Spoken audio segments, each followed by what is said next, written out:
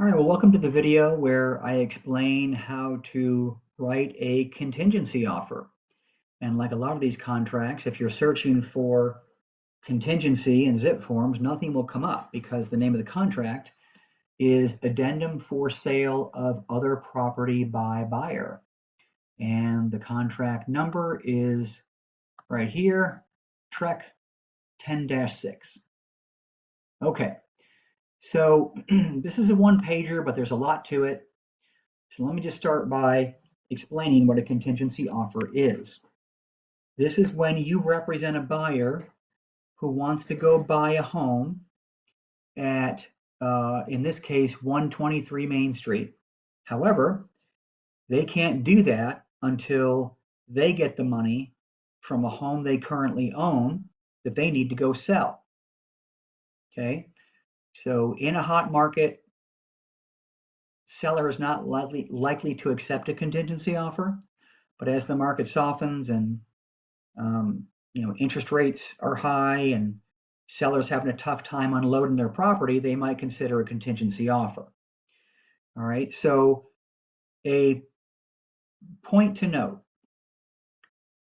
you will stand a better chance of having a contingency offer accepted if the home that they have to go sell to buy this one is already under contract and past the option period, because there's a pretty good chance of that home closing. But this is where, there's a whole stack of dominoes that need to fall in order for this home at 123 Main Street to be closed, right? Because what if the property that they're going to go sell, what if that offers a contingency, right? So these are all the things that you're not going to necessarily know. But so to put in an offer that's a contingency offer on behalf of your buyer and their home that they need to sell isn't even listed yet, that's going to be a tough sell, right? Because it could be months before this home at 123 Main Street closes. Okay, so let's walk through the mechanics of this particular contract. So it says a contract is contingent, or the contract is contingent upon buyer's receipt of the proceeds. So they need the money from the sale of the buyer's property at whatever that is. Let's say they live out of state and it's at 1021 Elm Street in Cincinnati. So you would put that address in there. So it's the address of the home that your buyers need to sell to get this one that we're talking about. Okay, and it says on or before a certain date. So remember when I said it's best to have a contract on it. Why? Because if you have a contract on the sale, then there's a closing date. And so you can put that date in here.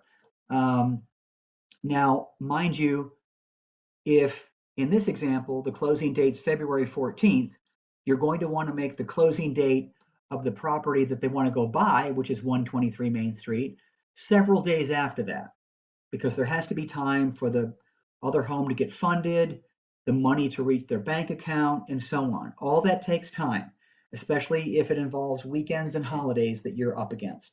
Okay, so just be mindful of that, right? And then it goes on to say, if the contingency is not satisfied, or if it's waived by the buyer, by the above date, the contract will terminate automatically, and the earnest money will be refunded to the buyer. So, in other words, if this home does not sell by February 14th, the contract ends. Okay, now that's not to say that both parties can't come back together and say, well, how much more time do you need? You can work it out. You can extend the closing date. You can amend this document, whatever. It doesn't mean that it's a dead deal necessarily. It just prevents an out for your buyer.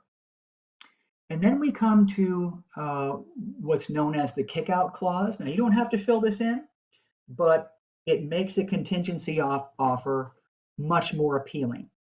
And so it says in paragraph B, if seller accepts a written offer to sell the property by somebody else, right? So y'all are in contract, but another buyer comes forward and says, well, I'll buy the property and I don't need a contingency because I don't need to go sell something. or maybe it's a cash offer, right? So those are possibilities, and the seller is more than free to accept those offers. And that's what this paragraph means. So it says, if seller accepts a written offer to sell the property, seller shall notify buyer one of such acceptance, and two, that seller requires buyer to waive the contingency.